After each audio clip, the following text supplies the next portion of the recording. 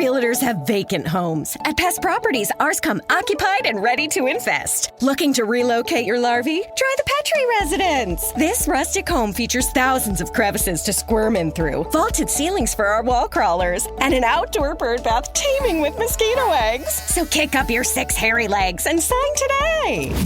Before pests move in, Terminix it. With over 95 years of experience, we'll help keep your home off the pest market. Visit Terminix.com today.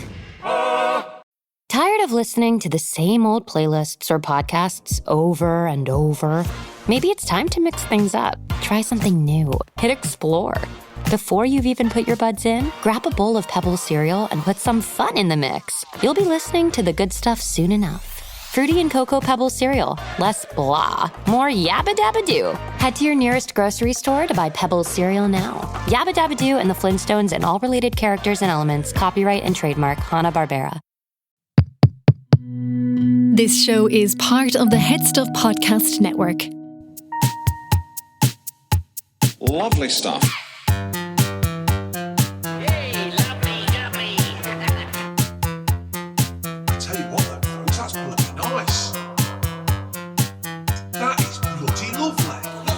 Hello, and you're very welcome back to another episode of The Lovely Show. Back in the studio with us once again is the amazing Justine Stafford. Return of the Staff. Return of the Stafford.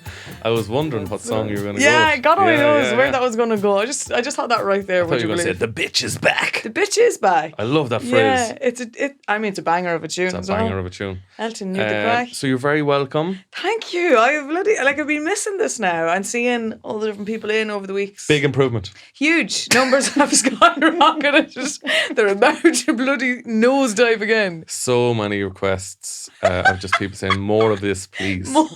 Less of the early stuff. Well, Love the new direction you've taken, Kevin. I was doing a show in Edinburgh one of the days and someone stopped me afterwards to say, by the way, I love your podcast. So no way. Now maybe they're referring to again the new episodes where I'm probably not involved. The new, yeah. Probably now that I think you're of Ali it. Fox. They think I'm Ali Fox. Yeah, was it weird listening?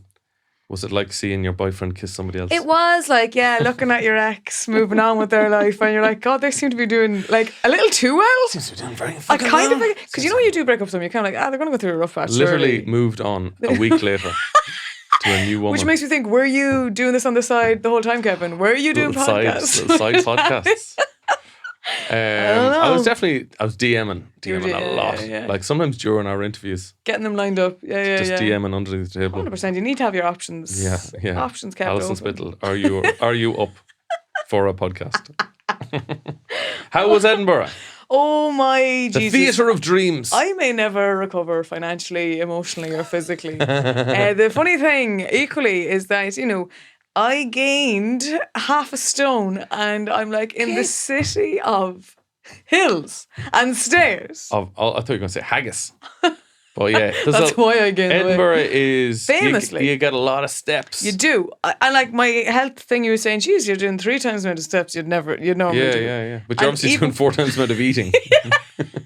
What was your diet? Because my diet in Edinburgh, the first time I went...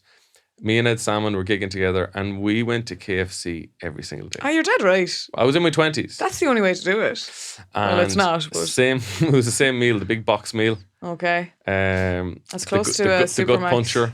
So what was your diet like? So this is interesting because I was doing a play out there. I wasn't doing stand-up, which I don't think, after doing the month, I've never done the month. I've done stints as stand-up, but never the full month. I don't think I'll ever do the month as a stand-up because I think I would jump off of a building because it's intense.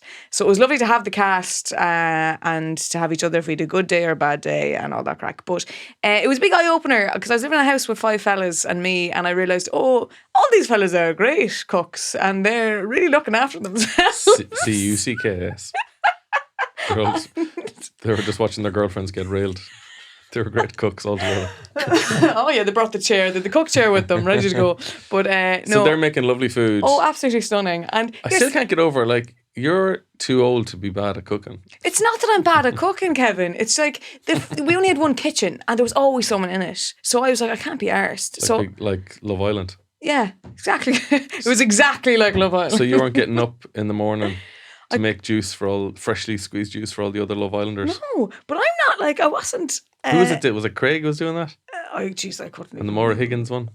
Couldn't tell you. Can't remember. Couldn't tell you. Maura's the only standout to me in that show. But anyway, so yeah, it's just like it just became inconvenient. So I had a lot of cup of soups. Toast was a big one for me. So hospital food. Hospital food, yeah. And you know what? We were in student accommodation and all the beds were kind of hospital chic. Anyway, I'd say that single bed. It was really eye-opening though to see the lads all cooking gourmet meals and I'm there going, another cup of soup here. Like it was, and a packet of ham. Oh God, Do you I want lived to heat off up the that back. water, Justine? No, it's fine like this. I went to a pub one of the days because I was desperate for a bit of pub soup. Oh, the taste of home. I just wanted it. I went with one of the lads and... You're fucking soup mad. I am.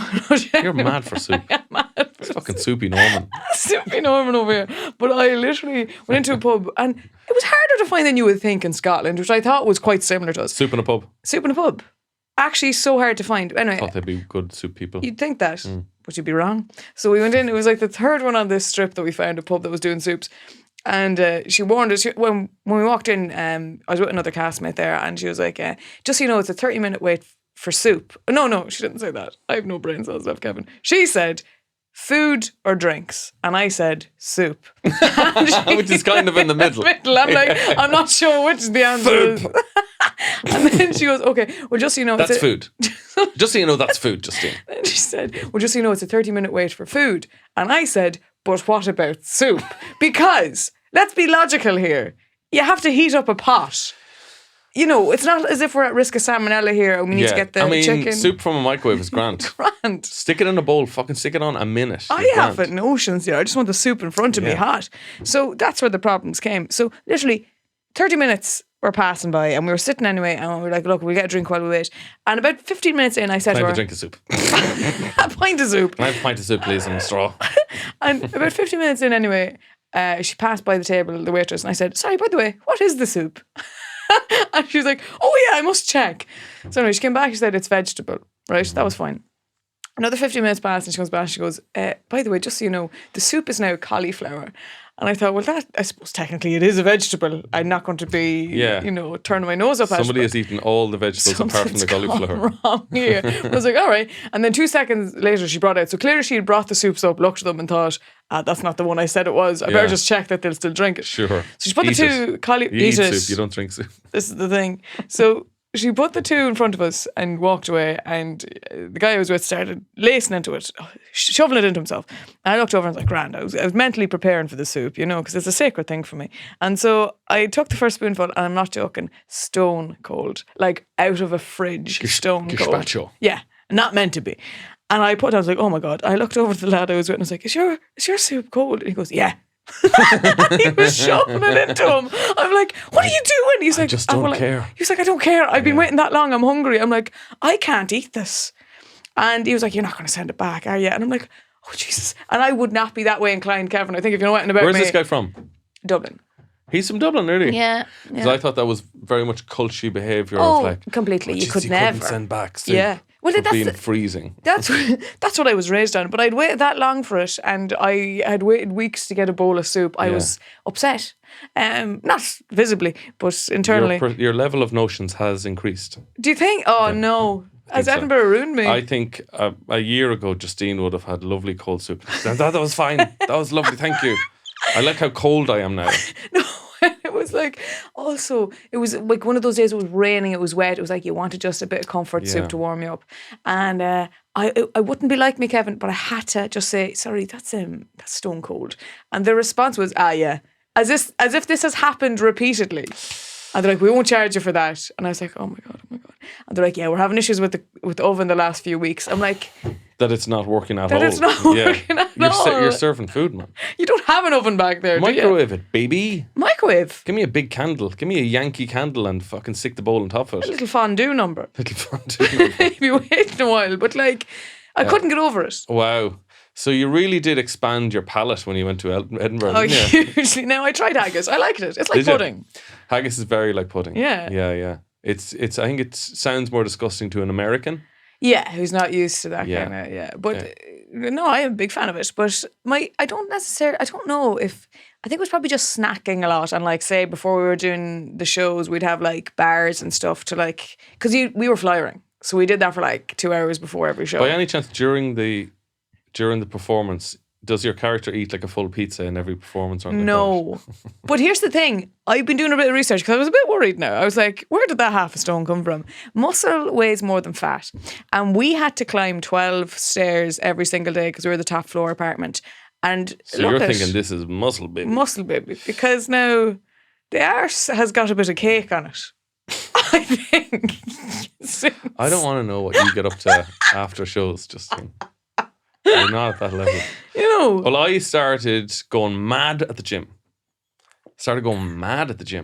In Edinburgh? No, in Dublin. Oh. When you were away. Oh, right. Okay. I want to have a revenge bod for when you come back. Stunning. Right, okay. And yeah, And how did that? I put on weight. So Muscle. I'm hoping It's muscle, right? I'm hoping it's muscle. Yeah. The only thing is I am still drinking like a lunatic. So it is probably it's a very interesting sort of mix of toxic masculinity. You're hitting the gym, but you're also drinking whiskey. This is the thing. So I'm full of rage. Great. Well, that's good. We need that bit. We need a good cop, bad cop scenario on this podcast anyway, so you can cover that. I think this is bad cop. Pretty much, yeah. Well, actually, when I was in Edinburgh, mother of God, there was some beautiful people, and the accent is the other thing that's just absolutely. It used to drive me. I can't deal. I honestly lost my mind. The most beautiful girl in the world. Holy Jesus. It's that little. The rolling of the oars. The rolling of the oars. Holy Jesus. The rolling of the oars. It did near kill me. Like, I thought I'm going to end up pregnant, honestly, just by them speaking. Was there any romance? Look, on the fringe. There was no Was romance. there any fringe minge? There was absolutely zero, but there was the most beautiful man I've ever set eyes on. I'm not like exaggerating here. Who was working around our venue, right? And doing what? he was doing security. Oh yeah. Kicking out German tourists. He became known kind of in the community of performers of, did you see the really attractive security man? Not that the other security I thought men... they were going to give him a fun nickname like even Hot Bouncer. That's what we called him. The really attractive security man. Well, like, I don't want to be like viewing him as an object. You know what I mean? He's a human being. I think men like being viewed as objects. Do you think? Yeah, we like it. I think this man knew or was used to it. He did. And look, the lads are always saying to me, look, would you say something to him? Say, go for it. I was like, in what universe is that fella and me in the same stratosphere? I'm like, I'm not wasting my time. And again, when you say there about like, I'm still having pints. This lad was sculpted by the gods and I was sculpted by a fucking potato, like, or the dogs. This lad doesn't drink. You could tell by looking at him, this lad takes care of his body. His body's a temple. I'm like, we're not compatible anyway. No, your body's temple bar. Yeah, pretty much. So I was like, this is never going to work out anyway. Mostly covered in tourist vomit. And vape shops. Oh God. You're not going to go up to him and be like, here, do you want to go get a bowl of soup somewhere, buddy? Also, yeah, like I was like, in what universe is that lad? And they're like, no, you have to do it. I'm like, well, I'll do it on the last day, because I'm like, I'm not going to do it in week 2, be rejected by him. I have to see his face every single day. I would wait the last week, right? Because you still have time then. You still have time. If it goes well, then you got a week with him. If it goes badly, it's just a week. It's just a week. But like, if it goes well on the last day, then you're like, I'm going home tomorrow, honey. Yeah. Well, I waited till the last day, Kevin, and they were like, "Oh, and you have to say something." I was like, "What am I even going to say?" And I was like, "Oh God!" And like, they were watching me. It was like parents watching their child get into a swimming pool for the first time. So I walked over and I had a bottle in my hand. I was like, Grant, I'll ask him, can I take this out of the area? And then I'd be like, can I take you out as well? Anyway, no, I didn't, because I didn't even get that far. Because Kevin, I went up to him and I said, am I allowed to take this bottle out? And he was like, no, you shouldn't even have it in here. And I was like, oh, right. He's like, you may throw it in the bin or just get a glass. And I was like, right, I'll get a plastic cup. How's the day going anyway? And he goes, you needn't bother trying to chat me up. Yeah. Yeah. Oh my God. Yeah. Scottish, stunning accent. You needn't bother trying to chat me up, love. Yeah. Just get your glass and go away, like. Cold-blooded. Oh, yeah. No. That was ice cold. Oh, it cut deep. But the thing is, I always knew this was going to be the outcome. I didn't think it'd be that harsh. But I didn't think it'd be that harsh. He's probably been dealing with this for a month, and I was sober. Like, he's been dealing with people. I'm so sick of people flirting with me. I swear to God, Have you this had a picture of lad him? was like, no. I want to see how hot this guy is. How hot are we talking here? Who's his Hollywood equivalent? Jamie Dornan. Jamie Dornan. If he was Jamie Dornan on holidays in Spain for like 2 months because he was very tanned. However, he should have some level of humility. You would think that, but look, he's probably been dealing with drunk people all month. Men, women, Were you drunk? animals. No, I wasn't at that point. I would have bottled him. I would have fucking bottled him. I bottled the security man. I'd like to see if that one ends up for me. That'd be great. We might have a date together in court, but like, yeah. Did he say he had a girlfriend? No. I mean, any decent man would humour you at least. I know this is the thing, yeah, but no. But wow. So that was my romantic month as well away. So I was ticking all the boxes. I got my body back into shape. I sorted out my love life, and I'm ready for the world now that I'm back. Wow. Do you think it toughened you up? Edinburgh or being rejected by that? I don't see how that would have made you a stronger person. It didn't really. It wasn't good for the... But also, like, look, he had seen me for the month. I was flying around him. I was juggling around him because that's what I was doing when I was flying as well. You were juggling flying? I was. Oh, yeah. How did that go? Not great. My ego took a lot of bashing this month. I won't lie to you. But, yeah, no, what was the question? Did Edinburgh toughen you up? Did tough me up. I'm not sure because I think it got me better in the mindset of performing and dealing with, say, we were doing a play that like randomly people would talk and like... During the play? Yeah, I think they were expecting it to be a stand-up set and they were like, we're not used to theatre. There's very little juggling in this play. Some people heckled. I was led to believe there'd be a lot of juggling from the girl who's juggling outside. Heckling. The shittest circus I've ever been I'm to. juggling a lot internally. If only they fucking knew that. But anyway, heckling. People heckling in the front row. Saying? Trying to guess what the next line of the play would be. Which Like toughened it's you a quiz up. show. By honest to God, I'm like, it's not really participation involved. But it did definitely toughen me up to deal with that. Or like, equally, there was someone who laughed at one point and could not stop the laugh, and everyone was starting to break on stage, and trying to be able to power through that was a real learning experience. The annoying thing about heckling during a play is like in stand up you can stop and deal with it. In the play you have to ignore it. And it toughed me up for that. Yeah.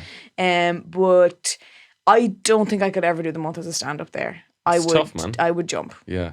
Yeah. It's very tough. I don't know. The hardest is the flyer, and it's soul destroying. Going out in the rain. Which is like, how was I not able to deal with hot bouncers rejection when I had dealt with it for a month of people? You've been rejected by probably 500 to 2,000 people. Yeah. For a month. Yeah. And it was the bouncer. It was the bouncer that did the damage. And there's nowhere I'd rather be. Wow. Oh, God. You need to wear your emotional seatbelt from now on. I do. I took it off. I thought I was ready. Your rejection helmet firmly strapped. I thought I was ready, but I wasn't. But I did really fall in love with the city. It's absolutely stunning. It's gorgeous. I'd love to go back when I'm not. Because here's the thing, and you know it as well from going. You've multiple people coming over every weekend. But like, we'll have to hang out. I didn't get to see feck all of them because you're doing your shows and then you're going with the cast or different friends you'd already had out there to go and get a drink or something. It's impossible. Yeah. It's a marathon to a whole other level. So you didn't go on any of the apps? Did I go on the apps? You weren't searching for Scottish boys on apps? No. Where would you get the time to fit in a date? You managed, Justine. I couldn't be. Between soups? Like, where would you find the time? And then, what's the point? Like, I'm not in the game anymore to be like, I just want to hook up. I don't. Yeah. I want something stable. I get you, yeah. See, Ali Fox was on last week. She wanted something unstable. Okay. She wants just a flash in the pan. Wham, really? Bam. Good luck. You're on a plane tomorrow? Excellent. Wow. Yeah, I can't. You wouldn't be interested in that at all. I just feel like I'm ready for something more. You're a romantic at heart. I absolutely am. A hopeless one. Like, true and true. Definitely say you're hopeless, yeah. Yeah. Heavy on the hopeless. Easy on the romantic. Easy on the romantic. Like, easy on romantic. I'm easy, like. Lovely stuff. This show is part of HeadStuff Podcasts. Here's another show you might like. All right, how you getting on? It's me, Tony Cantwell from The Young Hot Guys, here to tell you about my solo podcast, Tony Cantwell's Hit Show, also available on HeadStuff. What do? We talk about all sorts. I give you life pro tips. I had a recent podcast on the 40 worst chat-up lines you should never use. I had a podcast on having big feelings and how you overcome them to make decisions. I also like to talk about fun stuff I like geek culture, movies. I like to talk about the best Eurovision songs ever. Whoever are the hottest Disney animals. Believe it or not, it was not the Robin Hood fox, even though he's absolutely stunning, mate. I also have been failing constantly. I got into comedy quite late. I was sacked from 7 different jobs, and even to this day, I'm still failing. I'm married, I have 2 kids, and if you want to walk away from a podcast thinking, wow, at least I'm not as big a loser as him, I highly recommend listening to Tony Cantwell's Hit Show, available on HeadStuff. If you're an athlete, you know the greatest motivator of all is the fear of letting your teammates down. After all, a team is only as good as its weakest link. So you owe it to those wearing the same jersey as you to be your best every time you step on the field. That's why there's no vape in team. When you vape, you can expose your lungs to toxic chemicals that can damage your lungs. If you're a step behind, the team's a step behind. Brought to you by The Real Cost and the FDA. Whether you're a freshman or a senior who's seen it all, IKEA has everything you need to make your college space truly yours. Whatever your style, bring your dream dorm or apartment to life with their range of IKEA comforters, sheets, pillows, mattress protectors, rugs, and more. Plus, you can make the most out of any living space with IKEA's smart and stylish storage options. The best part? It's all affordable. Shop now at IKEA-USA.com or visit your local IKEA store to shop today. Got your Oasis t-shirt on. I've got my Noli tee on. I got Noel on the chest. I am ready for tomorrow. When did you have this? I bought this now, I would say 7-8 years ago. So this podcast goes out on Friday. Oh my God, the day... Ticket sales are happening as we speak. Now, either when this goes out, I will either have gotten or not gotten a ticket. I won't have. I know I won't have. What's your plan? Just log on. I have 2 other friends lined up. We're all going to do it and try our best. Because this is what I did with Taylor Swift. And I did not get the tickets, but one of 6 of us did. Okay. Now, we've lower numbers this time. I've only Spread me and 2 betting. other friends. But I don't know. I really don't know. I was a big Oasis. I am a big Oasis fan. And like back in school, I never cut it as an emo. I wasn't cut out. But like Oasis were my thing. Yeah, I can see you dealing with the style of Oasis easier than emo. Yeah. It's a big fisherman's jacket. Like unkempt hair. Yeah. A pint of lager. Adidas runner. Yeah, Sonny's. It was. I didn't expect them to get back together. This is like the Good Friday Agreement. It's honestly, yeah. I feel like that we should mark the day that they got back together. But absolutely. But the thing is, like, there's a bit of cynicism in me of like, was this always going to happen? Did they know?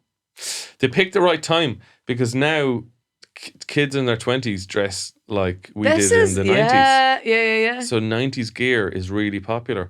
And like my friend, I think it was Julie J. Julie J was saying she overheard like a bunch of Zoomers like in their 20s and they were in a salon or something and they're playing Oasis and they were all talking about Oasis and she was like, no, this is our thing. Yeah. Get the fuck in your own lane. Yeah. You don't come for Oasis. Oasis was our thing. But because 90s are back, they're going to go mad for it. Like it's mad for it. Mad, yeah. It's really telling when you started that story saying a group of Zoomers, and literally I just thought it was a load of people on a Zoom call, which is genuinely telling of how out of touch I am with if the I youth. if I said Zoomer to my mum, she would think that. Oh, yeah. there's people on the computer talking to They're still at that, aren't they? Yes, they're great. You can work from home still. Isn't it great to have the option? Yeah. Would you be a fan? I was. All my mates were big into Oasis. I was you never. were Blur, weren't you? Big Blur head on you. You were Blur. I was a bit. I probably did like Blur better. Yeah. I was always. Where are they? Where are they? They've got different bands now. I was always into kind of heavier stuff, but I then I watched that Supersonic documentary. One of the best documentaries. And I was converted immediately. I was like, these lads are actually fucking class. But it was one of those things that was always around. But I would like to go. Yeah. Even just because it's going to be such a cultural phenomenon. What a moment. Yeah. Yeah. It's Jack Charlton coming home with the boys. It's John Hume shaking hands with fucking Tony Blair. Sure. Is that who he shook hands with? It's it's the Protestant Tato shaking hands with the Catholic Yeah, Tato. that's I mean, what a historic perfect moment. It really Have is. you noticed that if you look?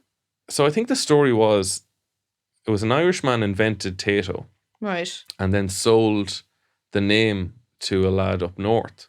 Right. So they kept the same name but redesigned the character. Yeah. And if you look at the two Tato men, like the Irish one looks very Catholic. He Right, looks like yeah. he's a mixture of Bertie Ahern with like your uncle. It's like when Bertie Ahern wore that yellow suit. Remember that? Yeah. Kind of going for that vibe. The Irish Tato man looks a little bit like your uncle at a wedding. Mm-hmm. Like he's dressed up, he's got a little suit and tie, but it doesn't look right on him. It doesn't suit him. It doesn't suit him. But the Protestant, I keep calling him Protestant Tato, the north of Ireland Tato man looks like Frank Carson. Do you remember that comedian Frank? Yeah. So you tell him. Like his mouth is open. The Irish lad, very little smile, unassuming. He's just looking for a pint. Yeah. At the end of the night at a wedding. Really, yeah. Whereas the north of Ireland one is his mouth is open and he's proud of Tato. And it's mad how they actually nailed both religions. Yeah. I wonder, do Catholics up the north eat north of Ireland Tato? Or do they smuggle it up? Have you tasted them? Yeah, I don't think there's any difference, is there? I do remember as a child having them, but maybe again, as my child's mind was just, wow, a different character on the packet. I remember them tasting lovely. Yeah, I was at a wedding. My friend got married in Belfast, and she got married to an Englishman, and they had a lovely stall with both sides of the Tato. Oh wow! And a loaf of bread. Jesus, that's really. And it was a moving moment. That would divide a room, quite literally. It's like the bride and groom comparison. I felt it brought us together. I was standing with a unionist and he opened his bag, I opened my bag, and we put our hands in each other's bags. Oh my God. And we moved our hands around like, when the lovers are drinking a cocktail. Our hands moved around like snakes. Holy Jesus. I felt we achieved a lot. Even within ourselves. Wow. We're not that different. Yeah. It is. And it says a lot that it brings crisps to bring those lack of differences. I also together. noticed, do you know the Marty Mahon song, Hit the Diff? Oh, yeah. So, Marty Mahon writes a song. It's called Hit the Diff. It's a big hit with farmers. Yeah. It's all about driving a tractor. It is, yeah. I think it's about cutting silage. And it goes like, well, hit the diff and pray that she goes all the way. With a hook to the top and the hose and bows and I'm buckling down the way. But the song was so popular that diehard unionists also wanted in on it. So it was re-recorded by a guy called Richie Remo, which is a very Protestant name. Yeah. And I have to say there is a difference to how it sounds. I think the Marty Mahon sounds a little bit more... The jaw is dropping down and the tractor's ready to reverse into it. The jaw is dislocated from the skull. It's at the side of the mouth. And whereas the Richie Remo is a lot more... pronounced. He's enunciating. Well, hit the diff and pray that she goes all the way. There is a difference. No. And that he plays like, big unionist halls and stuff like that. And Marty Mahon plays GA pitches. And it is funny when something becomes so popular that it has to be enjoyed by a group that disagrees with you politically, they will make their own version. Yeah. Same with Christ. Christ should be black, really. He's from. You're nodding away like you're not. You're not joining in. I'm back to that. Christ. I almost said John Christ. His name was Jesus Christ. John Christ. Where was he born? He was born in fucking Bethlehem. Yes. Yeah. He's a Middle Eastern dude. Oh yeah. They were all short at that stage, like 4'5", brown skin, but like. In order for racists to enjoy Christ, we had to paint Christ white. Yeah. I said we as if I'm a racist. every depiction of Christ, he looks like a man at a creed. Completely. Whereas Halo. What? What? What's Halo? Oh, that's the name of the song. I thought you meant the video game. Yeah. I want to see more brown skinned Christs. I think it would solve a lot of racism in the world. Just also, before I forget, when you bring up the Marty Mahon song and the remixing of it, I had this thought during the week, and I think I'm going to try and do it and make it happen, because I think there's something there. You know Chappell Roan's song of Good Luck Babe? Sing it. Good luck, babe. You'd have to stop the world just to stop the feeling. Good luck, babe. I have no idea what the song is. Okay, well, this is a cultural phenomenon right now. Is this a new thing? You're missing out hugely. Right, okay. Chappell Roan is taking over the world, and we're all here for it. But I was thinking, there's a way to remix. That line is really iconic in it, and I think I can remix it with. So she says, good luck, babe. You'd have to stop the world just And to let stop the me feeling. off. Stop the world and let me up. I think I have to make the remix, because it's this like cultural phenomenon right now that I can tie it back into. Now, the only obstacle, Justine, is the beat per minute. Yes. If you can match the BPMs for that bad boy, then you're onto a winner. Right, that's today's agenda. Like, I set out my list of things to do today, because look, and I'm easing back into reality, Kevin. It's been a long month, and I can't just. This is you easing back into reality. Yeah. I need to remix 2 songs. Oh, my head is hanging. Yeah, 100%. I edited a video the other day that went absolutely nowhere because it was just awful. It was me talking to Oasis, but like that was always going to happen. I was always going to lose my mind before I got back.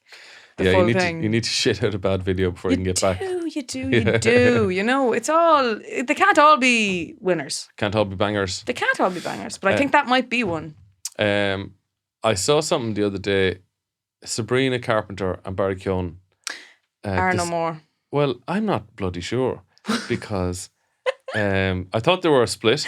You sound like an old woman meeting an old woman in the town, be like when there was someone had broken, like, I'm not sure if they are. I saw the pair. I saw the car outside the house. Now, apparently, they've separated. I don't think it's a divorce. They're living in separate houses. They're living in separate houses. Yeah. But I saw his car outside there on Sunday morning. He's still trimming her bushes. Oh. That's a phrase used where I'm from to literally describe that exact thing, that he cuts her lawns, like. So it's not a euphemism. It's not in the slightest. And when someone said to me, it's like, oh, you messed up. And they're like, what? I'm like, Justine, I'm talking about their head. like, take a mind out of the gutter. And they're fucking. But like. Oh, he's still cleaning our gutters.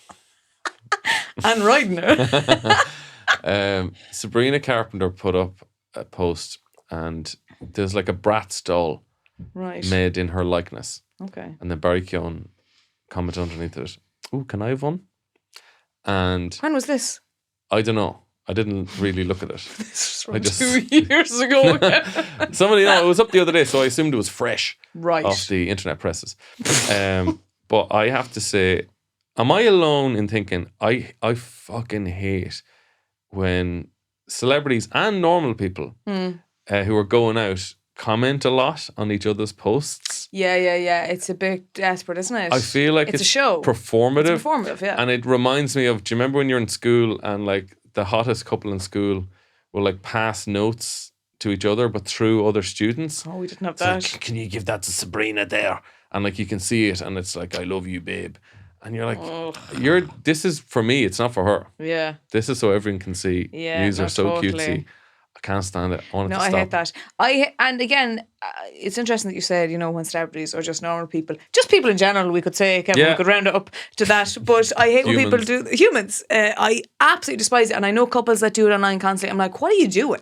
And I honestly think, especially when you live in the same house. I'm literally talking about married couples that I'm like, did you just call up to the husband and be like, here, I'm after putting up a post, will you comment something on it there? Quick, no one's commented. You're like, what is the point of Looking this? good, babe. You look savage. Like, what? Why? Yeah, I always pictured them on the couch together. Not talking to each other, but through the phone. Just like leaving comments under each other's. I honestly, love it's you, the babe. grimmest. Like, there's my man running a marathon. Love you, baby. And you're like, he's sitting right beside you, and they won't even say he can't even vocalize the words "I love you." Probably It does make me think that they don't talk to each other in reality or have sex. Just just had sex with the wife there. It was great. Another thing I don't like is the breakup post. Oh, but sorry, just pause that for a second. Sabrina, so you've no idea when this could have been before they got together? I've no idea. I mean, I can look it up. Have you a thing on your phone that you can talk to it? Hello, Google. Access my microphone. Hello, Google. Is Sabrina Carpenter still going out doing a line with Barry Keoghan? Oh, it says Barry Stone. God, it did well there if that's the only word I didn't get. Barry Keoghan and Sabrina Carpenter, a complete relationship timeline. Oh. Is the brat doll mentioned at the beginning? Is Barry Keoghan still going out with Sabrina Carpenter?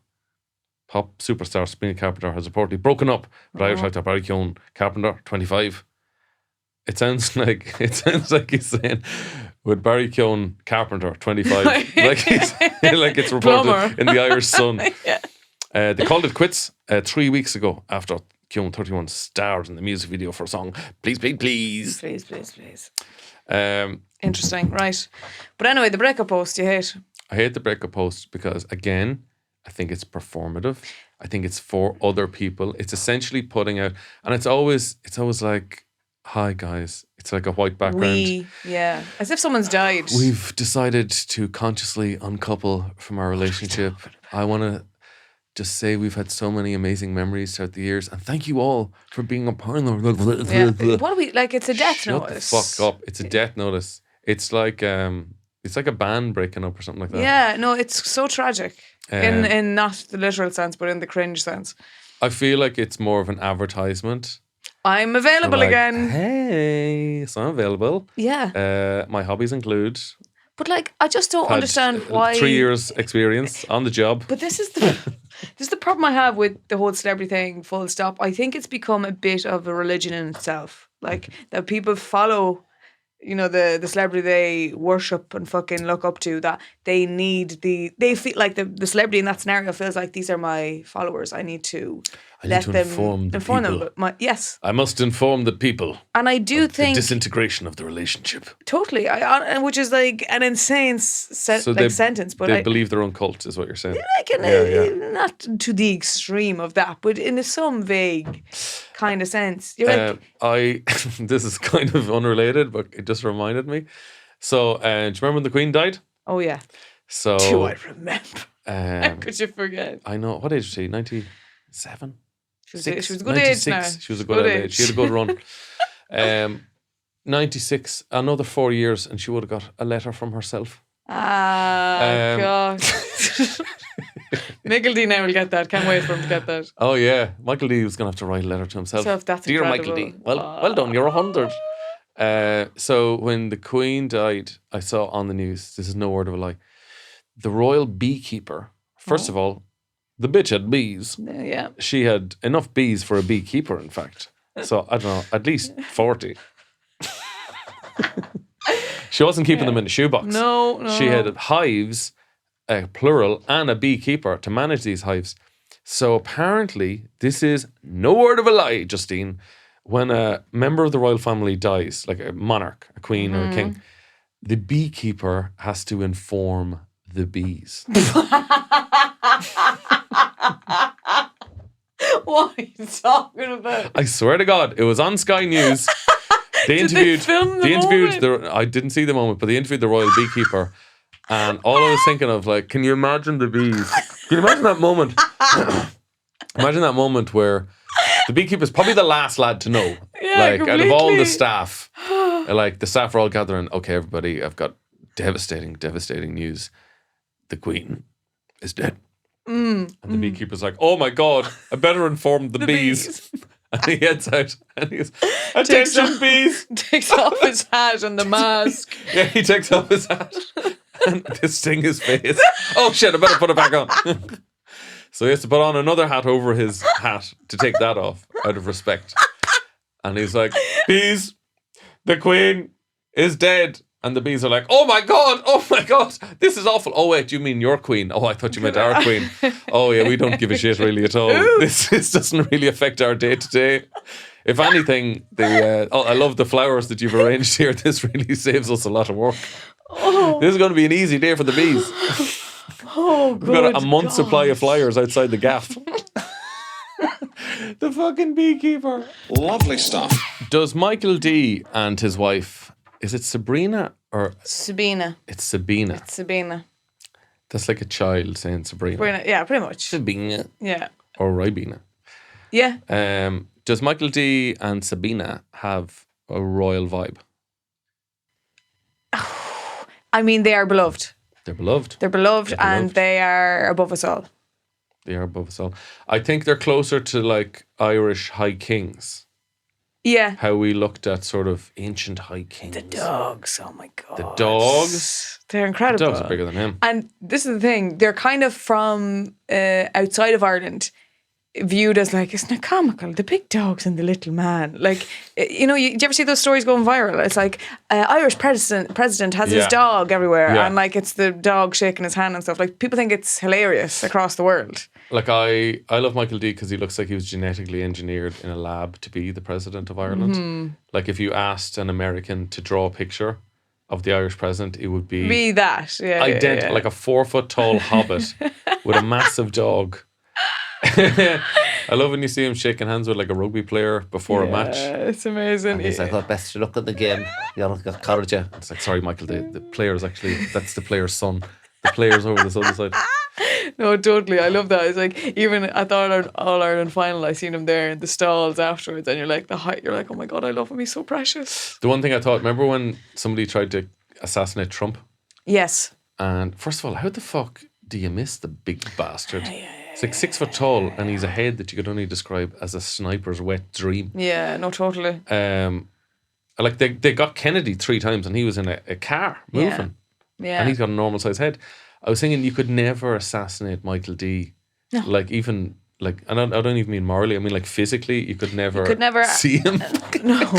Unless he was like on somebody's shoulders at a concert or something. Yeah. Back in his Slane brash days. In his Slane bowel pop days. He was having a brat summer that year. He was having such a brat summer. What a man. But here's the other thing. I truly believe, even if someone did, and no who in their right mind ever would, but the dog would jump and defend them. I know it. The dog would take a bullet from Michael D straight away. Catch in his teeth. Yeah, no, he would.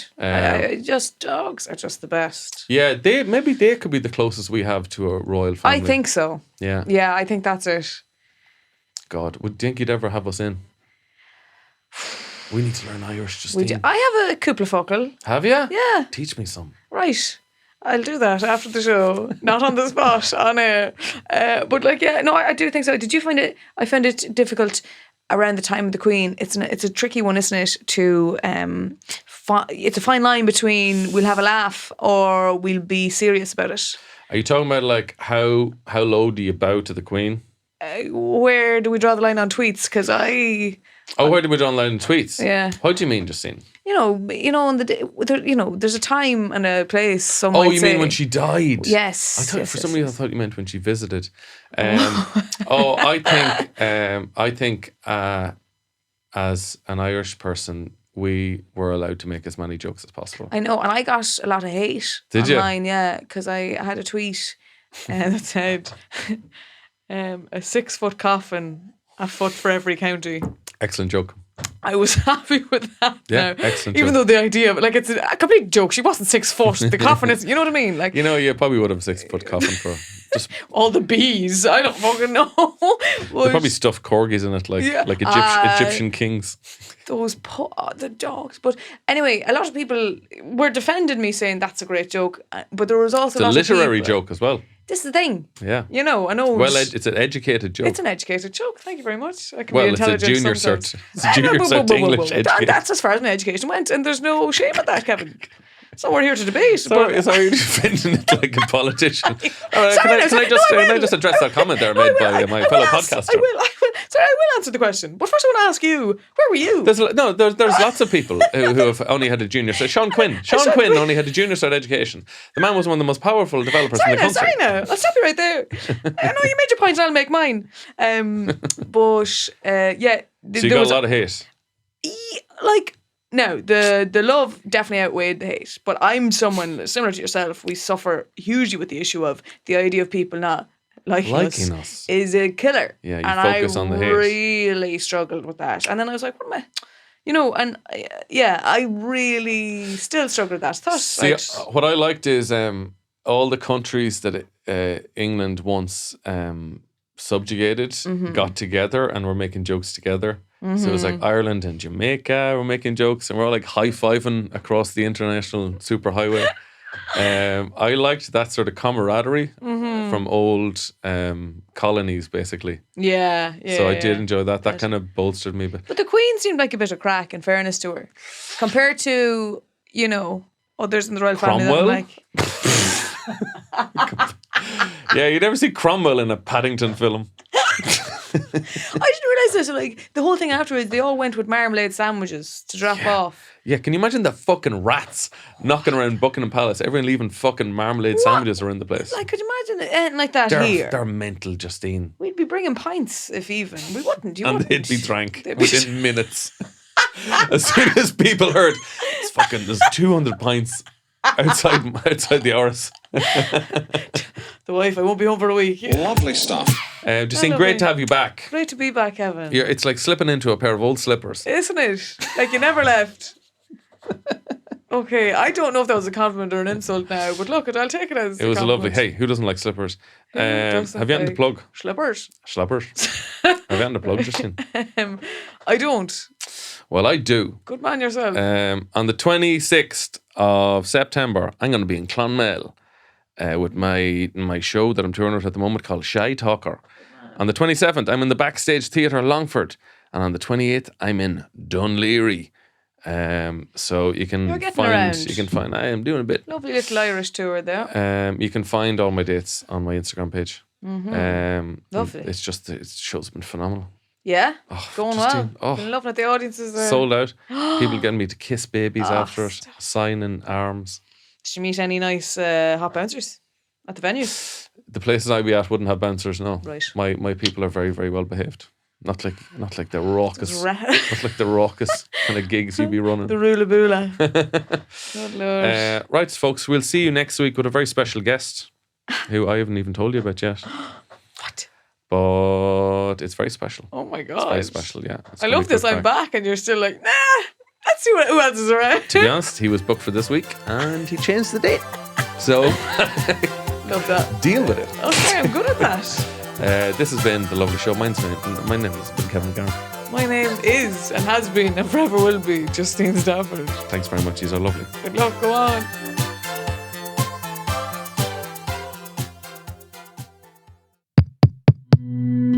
This show is part of the HeadStuff Podcast Network, a hub for the creative and the curious. Shows are produced in association with HeadStuff and the Podcast Studios Dublin. Find out more or become a member at headstuffpodcasts.com.